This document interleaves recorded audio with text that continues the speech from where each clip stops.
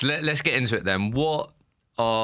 And it might vary, you might tell me it might vary on the different brands that you have in the group. Yeah. Or it may not. What are the core elements that you assess for? What are the non-negotiables that you look for in these people then? What have you sort of landed on?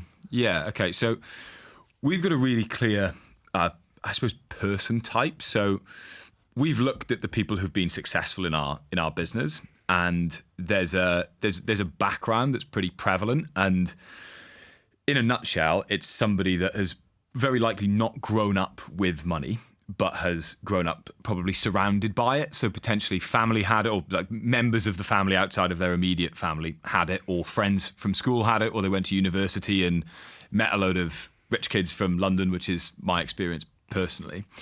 And money plays quite an interesting role in their lives and in their psyches. And so there's some combination of they want to earn to provide for people. In some cases, they want to earn to prove to people from, their family or their kind of like, their hometown that something's possible. And you've got the usual drivers, like they want to buy nice shit, like nice watches and cars and all that sort of stuff. But I think really nailing the person that you're looking for is so important. So drive is, yes, that's a huge thing, but I think a big thing for us as well is it kind of comes down to, I probably call it like an obsessive streak. So somebody who is incredibly focused on being the best person and professional that they can be, and when they talk about their future achievements, because bear in mind we're talking primarily about early 20s,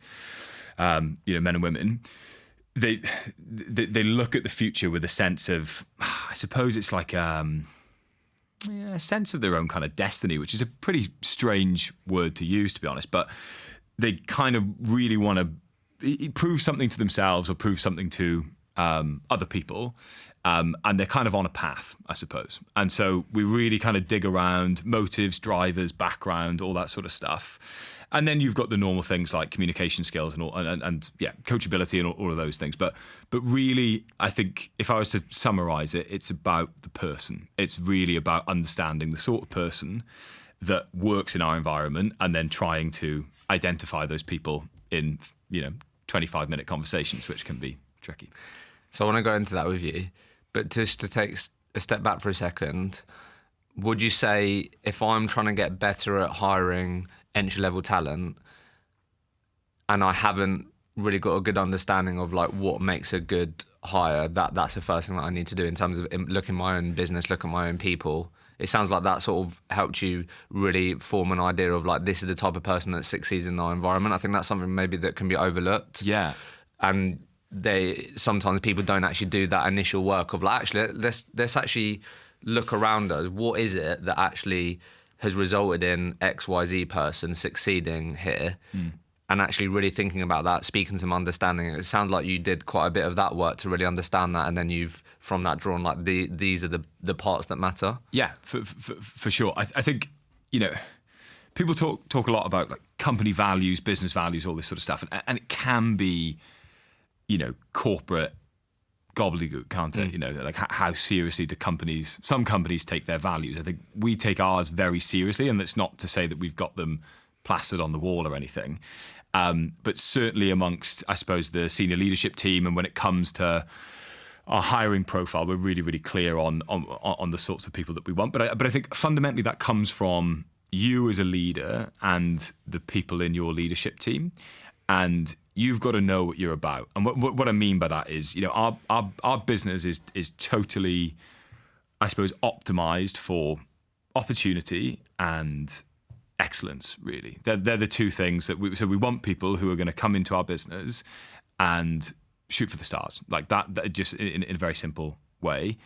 But we also want people who are going to come in and be the best, or try to be the best.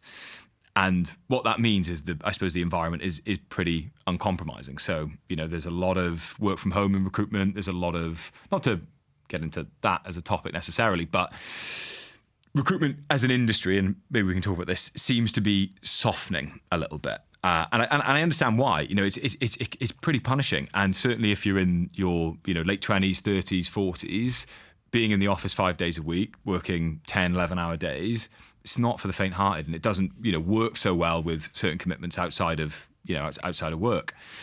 But I think for the sort of person that we hire and the opportunity that we put on the table, there's an expectation that whoever joins the business goes all in on the opportunity. And so I guess the advice would be, if that's what we're looking for, be really, really clear about what you're about and what the offer is. So if your business is effectively offering somebody something, what is that offer? And then, what is the upside? But then be honest about the downside. I do say to people in interview processes, like, it's not easy to work here, and I'm, candid about it. More often than not, it's kind of a selling point, though, because I think, this, but certainly when we got into recruitment, you would get the sunshine and rainbows, 100 grand a year, Ferrari by the time you're 25. And, that's not what we say. But I think just being very forthright with people is actually, a big sell. Did you learn this by going too soft yourself and then reverting back, or have you always been this way? Because I've seen this a lot over the last, I'm sure you've seen it even more in the different brands. But a good example of this would be, there's a lot of founders that I spoke to over the last 6 to 12 months who you would have seen them maybe saying, come work here, we're not a KPI heavy environment, these types of bits. Yeah. And then they've had to go back on that because it just hasn't worked out, and they maybe lent too much into what they thought they should be versus what they wanted to be, and owning that. And you know what, mate, that's so important. And what I mean, so important, there's too many people trying to placate or please the crowd. That they think that candidates, whether they're trainees or experienced, young, old, or whatever, don't want KPIs anymore, so we're going to drop KPIs. They want work from home, so we're going to do loads of work from home. And there's what's so unappealing, I think, in an organization or a leader is like somebody with a sense of identity. Like, this is what we're about, this is why we're here, and this is what you're going to get if you join our business. Having clarity around those things is so important. And to your point, flip-flopping between different, setups and policies and all this sort of stuff, it's a road to nowhere. Like, it doesn't work. Like, yes, you have to adapt and evolve, but you've really got to have a strong sense of what is the business at its core. And unless you can articulate that to people at interview, unless you can stand by that through, let's be honest, good times and bad